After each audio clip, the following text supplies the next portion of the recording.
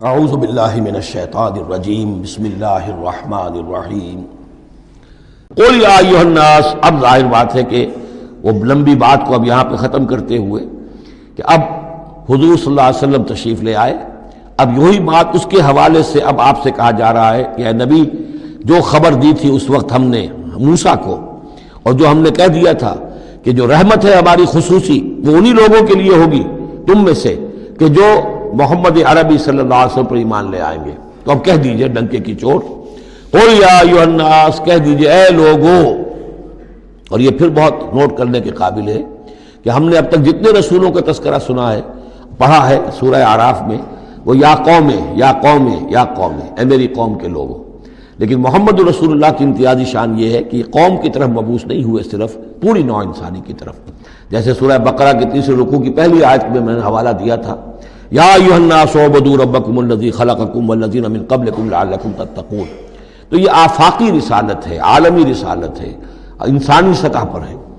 قل یا ایھا الناس انی رسول اللہ الیکم جمیعا، میں اللہ کا رسول ہوں تمہاری طرف، سب کی طرف۔ الذی لہ ملک السماوات والارض، یہ بات 5 مرتبہ قرآن میں کہی گئی ہے مختلف الفاظ میں کہ حضور کی بعثت پوری نوع انسانی کے لیے ہے، جس میں سب سے نمایاں آیت وہ ہے وَمَا أَرْسَلْنَاكَ إِلَّا كَافَّةً لِلنَّاسِ بَشِيرًا وَنَذِيرًا، ہم نے نہیں بھیجا ہے محمد آپ کو مگر پوری نوع انسانی کے لیے بشیر اور نذیر بنا کر۔ باقی یہ کہ اور مختلف اسالیب میں 4 مرتبہ اور یہ بات آئی ہے کہ آپ کی بعثت جو ہے کسی خاص قوم، کسی خاص ملک، کسی خاص رنگ اور نسل کے لوگوں، کسی خاص قبیلے کی طرف نہیں ہے، بلکہ پوری نوع انسانی کی طرف ہے۔ قل یا ایھا الناس انی رسول اللہ الیکم جمیعا الذی لہ ملک السماوات والارض، میں اس اللہ کا رسول ہوں جس کے لیے آسمان اور زمین کی بادشاہی ہے، لا الہ الا ہوا، اس کے سوا کوئی معبود نہیں، یحیی و یمیت، وہی زندہ رکھتا ہے اور وہی موت وارد کرتا ہے۔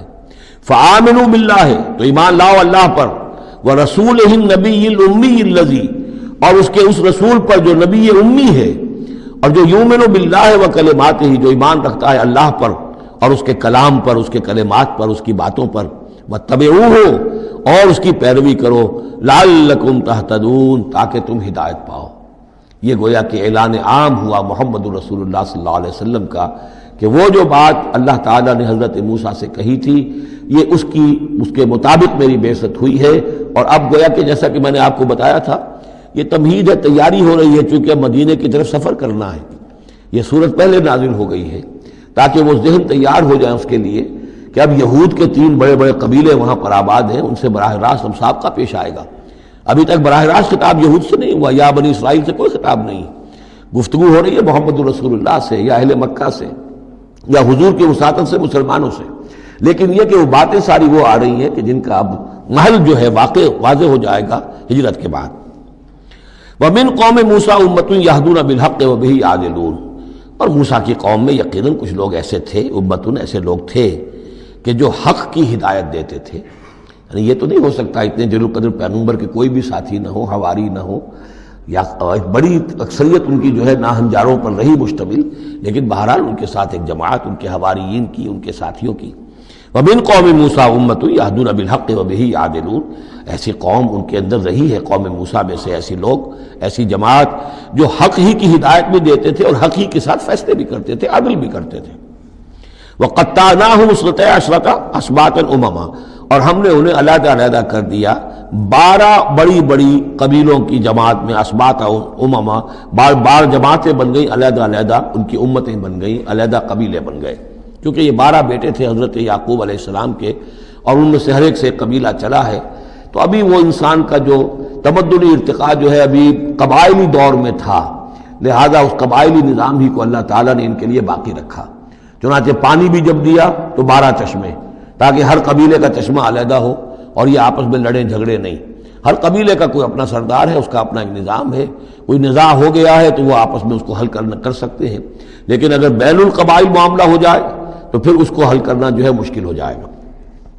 وَأَوْحَيْنَا إِلَىٰ مُوسَىٰ إِذِ اسْتَسْقَاهُ قَوْمُهُ، اور ہم نے وحی کی موسیٰ کی طرف جب کہ پانی طلب کیا ان سے اس کی قوم نے، أَنِ اضْرِب بِعَصَاكَ الْحَجَرَ، کہ اپنے اسی عصا سے، اپنی لاٹھی سے ضرب لگائیے چٹان پر۔ فَانبَجَسَتْ مِنْهُ اثْنَتَا عَشْرَةَ عَيْنًا، تو اس میں سے 12 چشمے پھوٹ بہے. یہ بات ہم پڑھ چکے ہیں سورہ بقرہ میں. قد علم کل اناس مشربہم، ہر قبیلے نے، ہر قوم نے پہچان لیا، معین کر لیا اپنے مشرب کو. مشرب یہ بھی اس میں ظرف ہے، پینے کی جگہ، اپنا گھاٹ معین ہو گیا. یہ چشمہ ہمارا، یہ چشمہ ان کا، یہ چشمہ ان کا ہے، یہ بنی لاوی کا ہے، یہ فلاں کا ہے، بنی یہودا کا ہے. وَظَلَّلْنَا عَلَيْهِمُ الْغَمَامَ، اور ہم نے ان کے اوپر سائبان ابر کا طاری کر دیا تاکہ دھوپ سے بچیں.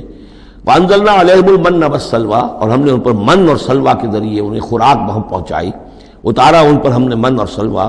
کلوا من طیبات ما رزقناکم، کھاؤ ان پاکیزہ چیزوں میں سے کہ جو ہم نے تمہیں رزق میں دی ہیں. وما ظلمونا، اور انہوں نے کوئی ہم پر ظلم نہیں کیا. ہم پر کیا ظلم کر سکتے تھے؟ ہمارا کیا بگاڑ سکتے تھے؟ وما ظلمونا، انہوں نے ہمارا کیا بگاڑا، ہمارا کیا بگاڑ لیں گے. ایک حدیث قدسی میں آتا ہے کہ میرے بندو، اگر تم سب کے سب اولین اور آخرین اور انس اور جن سب بدترین جیسے ہو سکتا ہے تم میں سے کوئی شخص ویسے بن جاؤ تب بھی میرے خزانے میں کوئی کمی نہیں آئے گی.